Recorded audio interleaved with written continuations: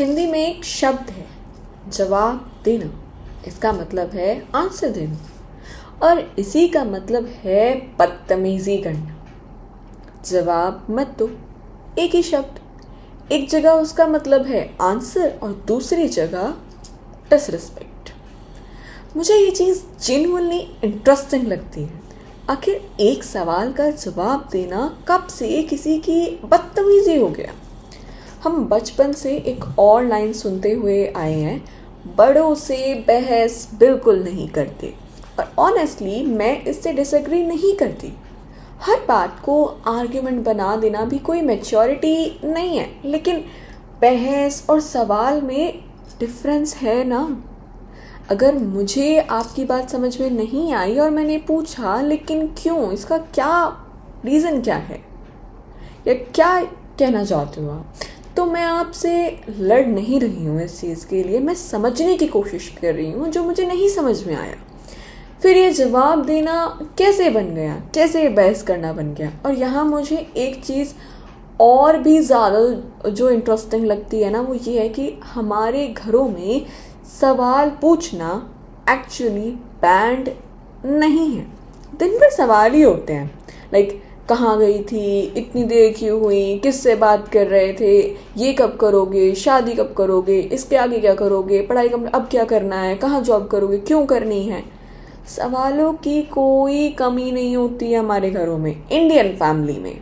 लेकिन अब वही सवाल डायरेक्शन बदल दूँ, आप कहाँ गए थे, आपको इतनी देर क्यों हुई, आपने ये डिसीजन क्यों लिया। ये सवाल छोटे बड़ों से कर रहे हैं। बस ग्रामर वही है, क्वेश्चन भी वही है, लेकिन रिएक्शन बदल गया। तो शायद प्रॉब्लम ये नहीं है कि सवाल पूछना गलत है, शायद प्रॉब्लम है सवाल किस डायरेक्शन में जा रहा है। नीचे की तरफ जाता सवाल चिंता कहलाता है, ऊपर की तरफ जाता सवाल चुनौती। समझ रहे हो? नीचे की तरफ सवाल मतलब छोटों की तरफ जो सवाल जाता है वो एक चिंता है, वो एक आप उनके लिए केयर कर रहे हो, आपको उनके लिए फिक्र हो रही है। लेकिन अगर वही सवाल छोटा बड़े से करता है तो that means you are challenging them, you are questioning them, you are disrespecting them. और ये डिस्टिंक्शन काफ़ी अनकम्फर्टेबल है। लेकिन ऊपर सवाल जाने पर इतना डिस्कम्फर्ट क्यों?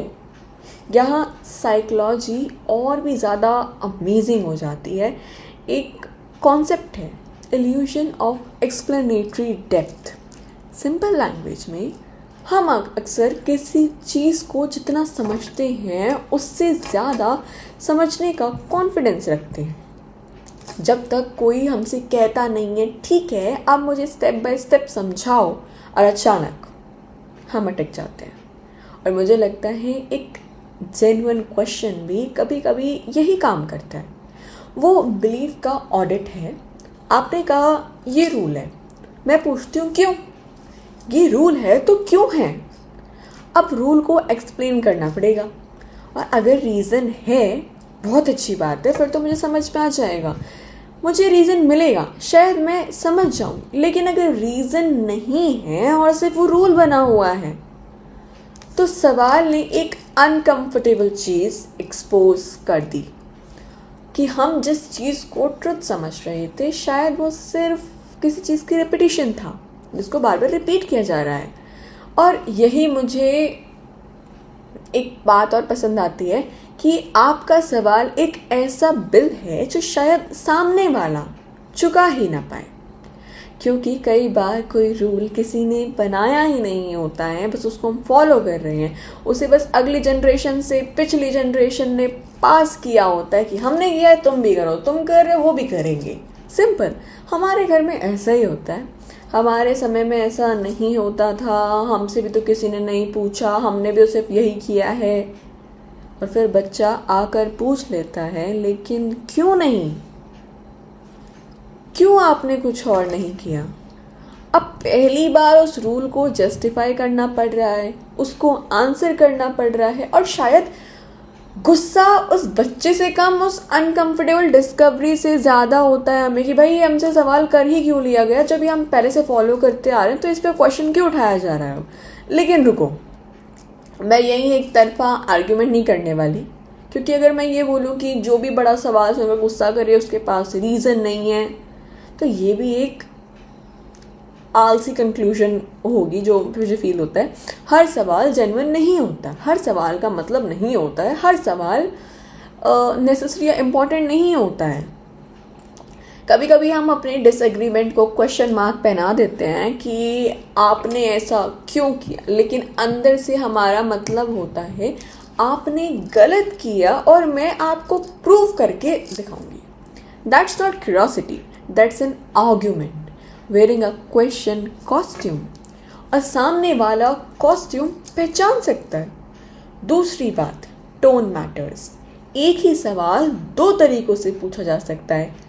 आप ऐसा क्यों सोचते हैं, मुझे समझना है, मैं जानना चाहती हूँ कि आप ऐसा, अगर आप कोई चीज़ मानते हैं या उसको बिलीव करते, फॉलो कर रहे हैं, तो ऐसा क्यों, मैं समझना चाहती हूँ ताकि मुझे भी चीज़ें क्लियर हो। और आप ऐसा क्यों सोचते हो, एक बात बोली गई उस पर तुम सिंपल बोल रहे हो कि आप ऐसा क्यों सोचते हो। उसमें ये नहीं कहा गया कि मैं अपनी समझ के लिए पूछ रही हूँ या कैसे, सिंपल बोलते कि आप ऐसा क्यों सोचते हो।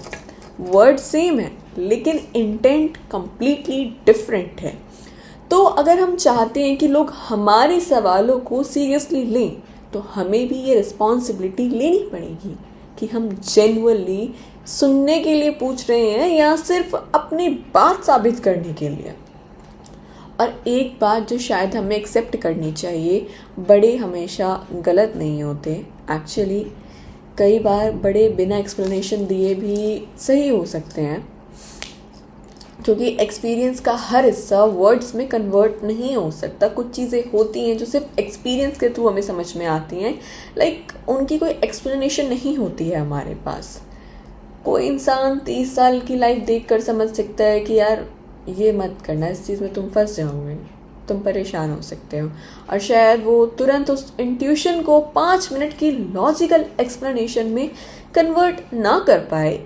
तो मैं एक्सप्लेन नहीं कर सकता का मतलब हमेशा मैं गलत हूँ नहीं होता है। ये डिस्टिंक्शन इम्पॉर्टेंट है, क्योंकि क्वेश्चनिंग का मतलब ये भी नहीं कि जिसका आंसर मुझे सेटिस्फाई नहीं करता वो ऑटोमेटिकली गलत है। तो फिर लाइन कहाँ है? मेरे हिसाब से शायद यहाँ। मुझे रीज़न चाहिए और मैं ये रीज़न मानूंगी ही नहीं। ये दोनों अलग चीज़ें हैं। पहले क्यूरियोसिटी हो सकती है, दूसरी स्टबर्ननेस हो सकती है, और इसका एक छोटा सा टेस्ट भी है। आप अपने आप से पूछो, क्या कोई ऐसा आंसर पॉसिबल है जिसे मैं अपना माइंड चेंज कर सकती हूँ या कर सकता हूँ? अगर हाँ है तो शायद तुम जेन्युइनली पूछ रही हो। अगर कोई भी आंसर तुम्हारा माइंड चेंज ही नहीं कर सकता, तुम्हारे थॉट प्रोसेस को अवेयर नहीं कर सकता, उसको और एक्सपोजर नहीं दे सकता या उस चीज़ को बढ़ा नहीं सकता, तो शायद तुम क्वेश्चन कर ही नहीं रहे हो, तुम अपना वर्डिक्ट सुना रहे हो। और अब सबसे इंटरेस्टिंग पार्ट, हम अक्सर सुनते हैं बड़ों से सवाल करना हमारे कल्चर में नहीं है, लेकिन क्या सच में? हमारी अपनी फिलोसफिकल ट्रेडिशन में क्वेश्चनिंग कोई नई चीज़ तो नहीं है। गीता में अर्जुन लगातार अपने युद्ध के क्षेत्र में लगातार कृष्ण से सवाल कर रहे थे। कठोपनिषद में नचिकेता सवाल करते हैं, और गीता में एक शब्द आता है परिप्रश्न, यानी ज्ञान पाने के लिए गहराई से पूछना। तो शायद प्रॉब्लम क्वेश्चनिंग की नहीं थी, शायद प्रॉब्लम ये थी कि हमने कुछ कॉन्टेक्स्ट में क्वेश्चनिंग की जगह ओबीडियंस को ज़्यादा महत्व देना शुरू कर दिया। और मैं इस हिस्टोरिकल फैक्ट की तरह डिक्लेयर नहीं कर रही हूँ, ये बस एक पॉसिबिलिटी है और एक सवाल और ऑनेस्टली मुझे लगता है कि बच्चों को ये सिखाना बहुत ज़रूरी है कि हर बात पर एग्री करना रिस्पेक्ट या इज्जत देना नहीं है, और हर बात पर डिसएग्री करना भी इंटेलिजेंस नहीं है। दोनों के बीच एक तीसरी जगह है। मैं आपकी बात सुन रहा हूँ, लेकिन मैं उसे समझना भी चाहता हूँ। मैं जानना चाहता हूँ कि अगर आप ऐसा कह रहे हैं तो ऐसी क्या चीज़ है जो इस चीज़ को ऐसा बना रही है। वह कॉन्वर्जेशन होती है, वहाँ लर्निंग होती है, वहाँ शायद रियल रिस्पेक्ट भी होती है। क्योंकि अगर मैं सिर्फ इसलिए आपकी बात मान रही हूँ कि आप मुझसे बड़े हैं या फिर आप मुझसे ऊंची पोजीशन पर हैं, तो मैं आपकी रिस्पेक्ट कर रही हूँ या आपकी अथॉरिटी ओबे कर रही हूँ। दोनों सेम नहीं है। और शायद यही चीज़ रिलेशनशिप्स में भी लागू होती है। एक हेल्दी फैमिली का मतलब ये नहीं है कि सबके ओपिनियन सेम हो। हेल्दी फैमिली शायद वो है जहाँ अलग ओपिनियंस रखने के बाद भी आपस में बात बंद ही ना हो, जहाँ बच्चा बोल सके कि मुझे समझ में नहीं आया और पेरेंट्स कह सके ठीक है मैं तुम्हें एक्सप्लेन करता हूँ, जिसको एक समझाता हूँ। और कभी पेरेंट भी कह सके कि मैंने इस एंगल से शायद कभी सोचा ही नहीं था, शायद हम इसको इस तरीके से भी सोच सकते थे। और इस बात में आप चुप नहीं जाओगे, आप छोटे नहीं हो जाओगे और आप हार नहीं जाओगे। ये दोनों लोगों का ग्रो करना है। तो शायद अगली बार जब कोई बच्चा पूछे लेकिन क्यों, ऐसा क्यों, तो हमारा पहला रिएक्शन ये नहीं होना चाहिए बहुत ज़्यादा जवाब देने लगे हो, बहुत क्वेश्चंस करते हो। शायद पहला रिएक्शन होना चाहिए ठीक है सुनो मैं तुम्हें बताता हूँ। क्योंकि सवाल हमेशा डिसरिस्पेक्ट नहीं होता है, कभी कभी सवाल रिस्पेक्ट का सबसे ऑनेस्ट फॉर्म भी हो सकता है।